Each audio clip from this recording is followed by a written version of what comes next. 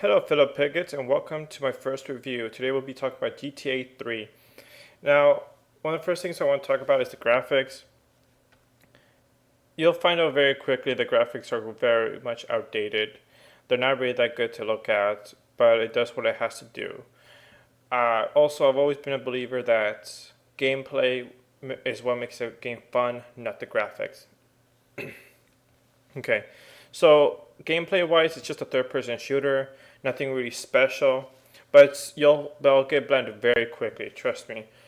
You'll near the end of the game, it'll start to get very tedious. And what I mean is that the game is pretty hard for the wrong reasons. It does something what I call shoot and pray or shoot and spray. And basically where you shoot at an enemy and just hope they'll die before you do. And a lot of it really has come to the fact that sometimes the enemies have an unfair advantage, or they're getting up on you, or sometimes you don't really have any cover. Most of the time when you are shooting at enemies, you're in an open field or an open area, and there's nowhere really to hide and take cover from, and there's no aiming either, so you're just shooting. And there's nothing you really can do other than shoot and shoot and shoot and pray that you manage to kill them before they kill you. So a lot of times what you do is take advantage of poor AI programming. One of the things I do is sniping. When you snipe at enemies from a long range, they don't attack you. And that can become really good when they have like AK-47, so they'll shoot you down in like 10 seconds. Another thing you could do, though I don't find this very effective, but it works sometimes, is edge walking, wall walking. It's where you're edging your way through on the wall, and when you're on the side of the wall where you can aim, you just shoot them and hope the enemies can't hit you through the wall. And it's cheap, but there's not much you can really do. Now, on the open world aspect of the game, I have very mixed feelings about it. I usually like open worlds, but for GTA 3, it mostly works as the hub to get from one mission to another.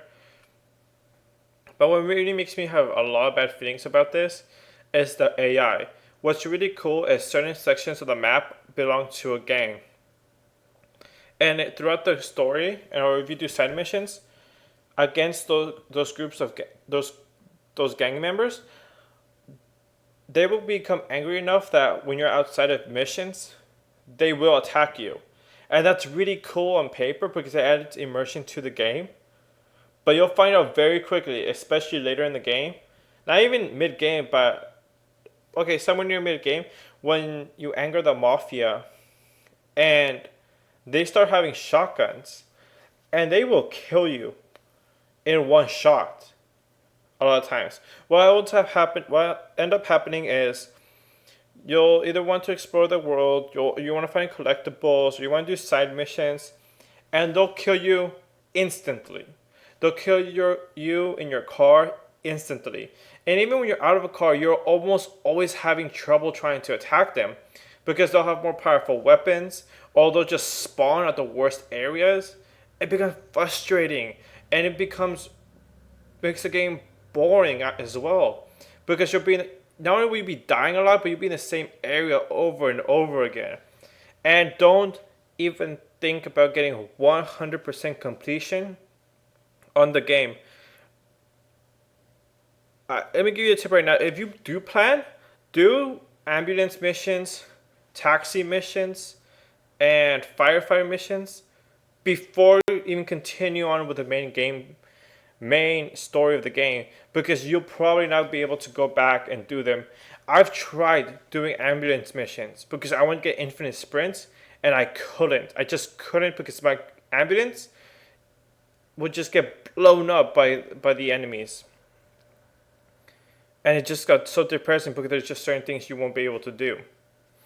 And especially finding collectibles.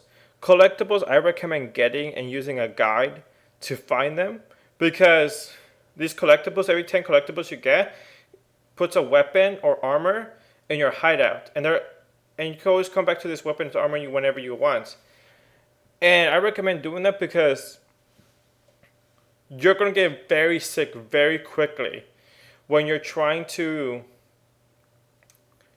get weapons again, because you will die a lot, and you try and get your weapons, and you always have to go to the store.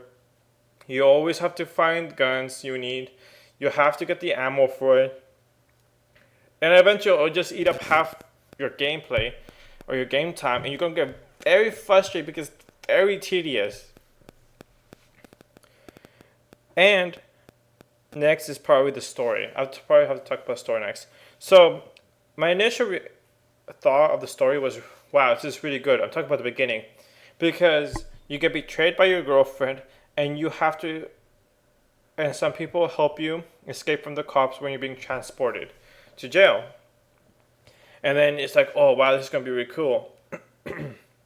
Now I thought the story was gonna be where your character is the underdog, and you have to rise up and become the leader of the gangs, or make your own gang, and so on and so forth. Throughout the game, it's really disappointing because your character, no matter how strong he is, just stays the underdog. He is obviously not meant to be a character with a lot of design in mind. And you can tell very quickly because he's one of those silent protagonists, so he never talks. And as far as character goes, it's just knee-jerk reactions, Oh, they betrayed me, so I will kill them. Oh, they attacked me, so I will attack them. There's not much character development going on there. In fact, it mostly reminds me of a second-person narration. Just because, while your character is more of a vehicle for you to explore the world itself. So the world develops around you, and you see this character's development, but your character isn't really the main focus. I kind of get it, and that's not entirely accurate because your character is the main focus. But again, there's no development, so you kind of get attached to the other characters around your character. But as far as story goes, it goes way too fast. Like, you can talk to the main mafia, the head of the mafia, in maybe 6 or 7 missions. And then once when things happen, you have to leave the mafia. You have to go to another island. You're in this other organization. And also, they need your help. You help them. Certain things happen. Then you're on your own. You have to save this girl Maria, and I don't know why Maria likes you. Maria's this girl that was dating the head mafia, but then she left him for you.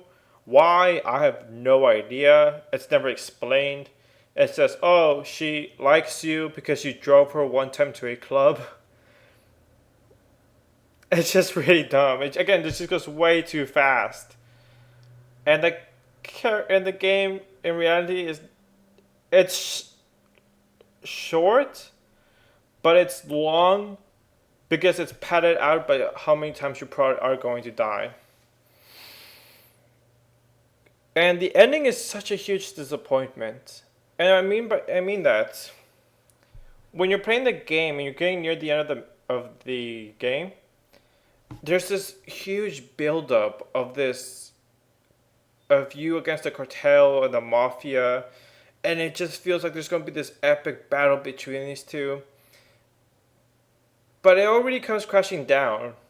Sure, you might be fighting against like the big bad mafia, but the final level feels like any other level, especially if you come prepared. You can easily beat this level without much problem, and it just doesn't feel anything special happened.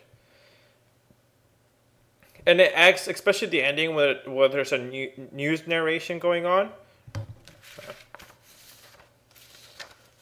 When there's news narration going on, if it's accident, oh, this is this giant battle that happened, but throughout the whole game, you're slaughtering and so many people, and you destroy so much property, but yet it acts like this final battle is this huge, memorable thing that just happened, when it's really not. It really comes to a surprise when it ends, especially if you don't spoil anything for yourself.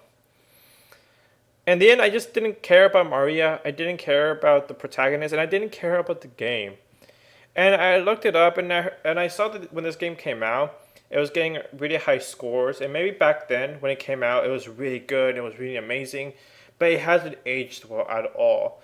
And I'll be honest with you, I never really planned on playing this game. I didn't even know this game really existed until I got the GTA trilogy from a Steam sale. But I guess but on its own, I just don't recommend it. If you do get this game, make sure it's in the package. Anyway, I hope you guys enjoyed my first review for Gaming for Piglets. Believe it or not, I lost count on how many recordings I actually did this for you because I just wanted to do it right. And I was gonna originally upload this sooner, but I found out that taking screen because I was gonna show you guys screenshots of the game and show you what I was talking about during the review, but I found out the screenshots could also count as copyrighted material, and that sucks so much. And maybe it's not really a big deal, but I'm still a small channel, especially when I'm doing this recording, so I don't want to risk it. But I hope you guys enjoy this review. And if you have any other games to want me to review or play, just let me know.